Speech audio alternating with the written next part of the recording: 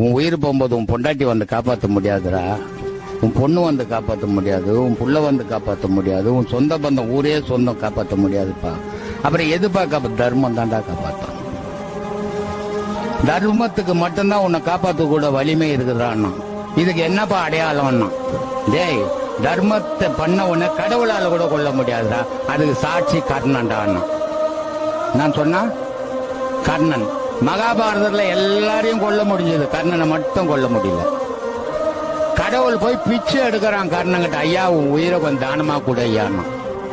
அப்ப அர்ஜுனன் கேட்பான், ஏன்பா அவனை மட்டும் கொல்ல, அவன் பண்ண தர்மத்தை நானே கொல்ல முடியாதுடா, நீ கொன்னுட்டேன்னு புலிவினுக்குது அப்படின்றான். அப்போ தர்மத்துக்கு இருக்கிற வலிவு வேற எதுக்குமே கிடையாது. வாழும் போது நீ சொத்து சொகம் காரு பங்களா எல்லாம் வச்சு நேபத்தை கூட உதவாது, உன்னை பாதுகாக்காது. உன்னை பாதுகாக்க கூடியது நீ செய்த தர்மம்.